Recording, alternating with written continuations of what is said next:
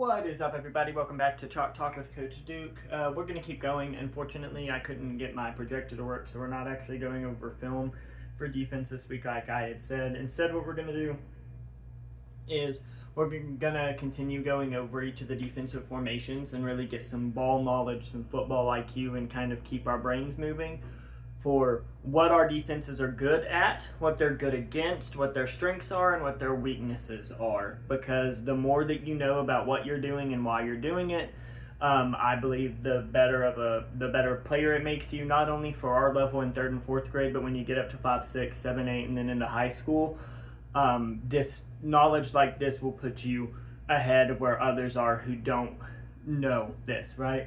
So again, today we're going to look at the Miami package. Miami is simply going to be our 4-4 defense once again, because we have a couple that are new. 4-4 simply stands for how many linemen we have, 1, 2, 3, 4, and linebackers we have, 1, 2, 3, 4, right? Meaning 4-4, right? So this is the schematic of the 4-4. It's in your defensive playbook. There's a whole video. There's a whole video here on the channel going over the actual why we're doing, or the what we're doing. I'm not gonna go over that here. Gotta go back and watch that video, because you should have already watched that video. But let's go over the strengths, right? So let's start by going over the strengths of Miami, and it's Miami's first strength. A 4-4's first strength is that it's very balanced. It's a balanced defense. And what I mean by a balanced defense is it doesn't, outside of the safety who's caught on an island, particularly the 4-4 has a very balanced run box. So what the run box is if there's a line of scrimmage here, right? I'll just put a line of scrimmage.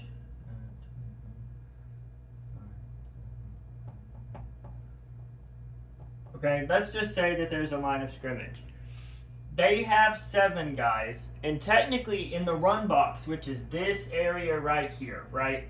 This area is called the run box of the field. It's directly in between the line of scrimmage where the offensive line and the defensive line up, and where the linebackers are is going to be a run box. So when you're analyzing how many men are in the box, you're counting. However, so technically speaking, you do it on either side. So. But let's just say for this instance, let's count, right? They would have 7 men in the box, right? Because they're in a 7-man front. And if you count everyone that we have in the box, that'd be 1, 2, 3, 4, 5, 6, 7, 8, right? So automatically, just, right there, if they run a 7-man front, and most people aren't going to run a 7-man front, they're going to have either a 5 or a 6-man front so they can have receivers, right? We just don't play with receivers. But in this instance, against a 7-man front, that's a 7v8. We win because we have the man advantage, right? Well, let's say they take one of their tight ends away. They run a 6-man front. We'll still be there, right? So 6v8, we win again because we have man advantage, right? That's what I mean by balance. It's a balanced run box because we're always going to have the man advantage, right? Because let's just say, for instance, right? Let's say that this tight end comes out, right? Let's say they have this tight end's not here, right? There's a quarterback and a halfback back here. We'll put a Z over here, we'll put a Y here, and we'll put, oh no, okay. So the tight end becomes the H, right? The tight end is the H. Well, technically what we can do is Will can come over here and man up the H, removing him from the box. But even in that instance, they have 6 to our 7, 6, 7. Right? 6 versus 7, we still win because we have man advantage. If we play correctly and do our jobs correctly, right?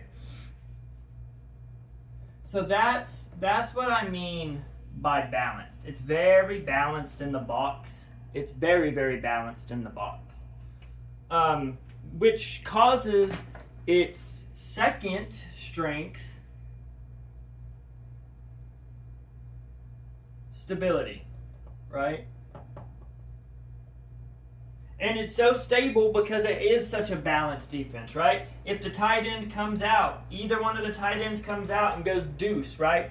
Defense, here's a call for you, right? And I'm going to quiz you because I don't think enough of you are watching these videos. If you are sitting and watching this, that's awesome. Tell me at tomorrow's practice, right? Just come up to me and say the word I'm about to say because you deserve it. But, so, let's say that the tight end goes out and there's two receivers to one side. Defense, immediately when you see that, that's going to be a deuce call. So the defense will, middle linebacker, hey, deuce, deuce, deuce. And with the deuce call, whatever outside linebacker is to the side of the deuce, he's going to go and man them up. So if there's a deuce over here, it would be Sam's job. If there's a deuce over here, it would be Will's job, right? In which case, we would spread out in the middle. But other than that, our jobs are really simple. Corners and man, everybody else is blitzing except for our mids who are coming. We're containing the outside. Don't let anybody get behind you in the back. It's stable with stable responsibilities. The only real adjustment to it in terms of having to read an offense, right, would be the deuce call that has to be made, right? So it's stable. It's very stable. It's next...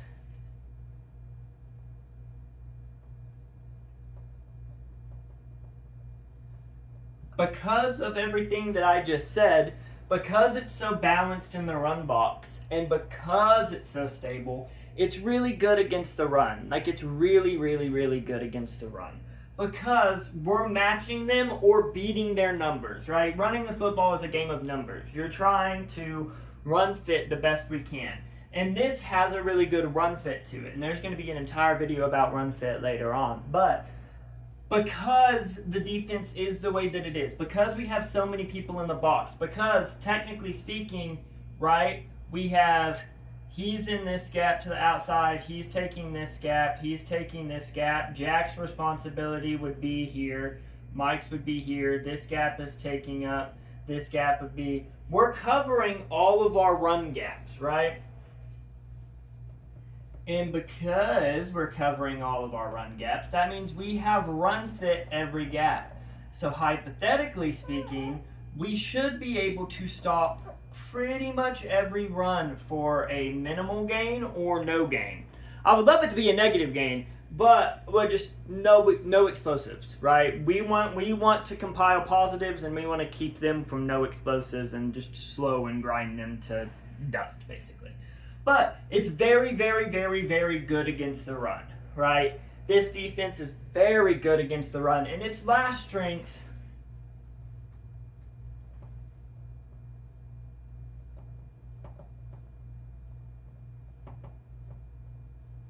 is out of Miami, we can run pretty much our entire blitz package, right? So if I were to call bull call, my middle linebackers are going. A bear call, my wills are going. If I call twist, we're doing a Texas twist stunt with our backers. So Mike would go this way, Jack would go this way. They'd crisscross over each other in hopes of confusing the center, right? If I did a rebel call, right? Everybody's, like, all of our blitzes can be run out of the 4-4. The second way it's versatile is, like I just said, if they go deuce to either side, right? Versatility. If they go deuce to either side, one of the linebackers steps out and goes in man coverage, whoever's on his side. Stable responsibility, but versatile, right? Let's say that we are having trouble stopping their halfback as he gets to the edge, right? Well, what we can do is we can bring Sam down and have him line up here, or bring Will down and have him line up there, kind of widening our base, right? We can widen our backers out in hopes to accommodate if we're getting killed somehow, right? It's very, very versatile. It allows us to run all of our blitzes in a way that is very nice and we can do, and it also is just, it's stable, it's versatile. This is a very stable and versatile defense. So, those are going to be the strengths of the 4-4, right? It's balanced, it's stable, it's really, really good versus the run, and it's very versatile. It allows us to run our blitzes, it allows us to maneuver to the enemy offense. Like, there's a lot that we can do. But as with everything in the game of football, everything that has its strengths has its weaknesses, right? So the biggest weakness of the 4-4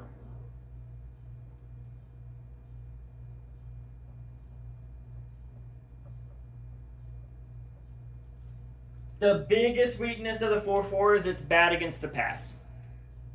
It just is. It's bad against the pass. And the reason it's bad against the pass is if these guys don't get home, this area of the field becomes open, and this area of the field becomes open.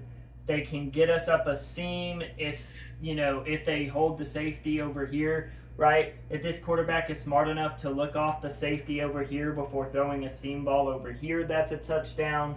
Like, this defense is not very good against the pass. Now, lucky for us, we have a pass defense, right? Lucky for us, I've installed the pass defense, right? That's what that defense is for, is to play passing teams. But it's bad versus the pass, right? And one of the reasons it's bad against the pass, one of its weaknesses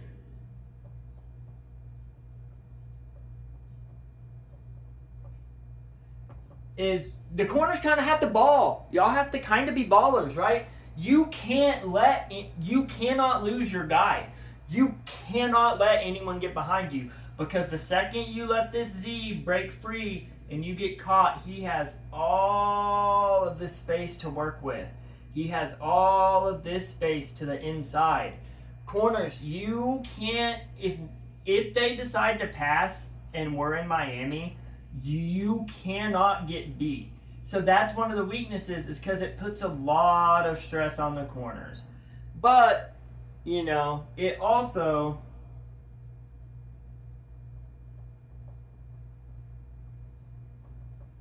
at the same time, it puts the safety on an island. If the corners get beat, the only person who's stopping it is the safety. And like I said, if the quarterback looks off the safety and draws him over here and then throws the ball over here, it's a touchdown because the safety's not going to be able to get there.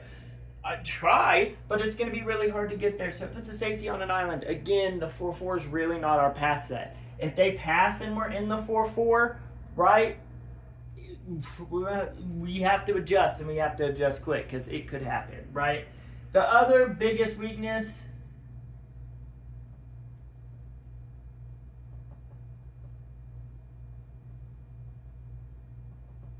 if we overcommit, we get burned, right?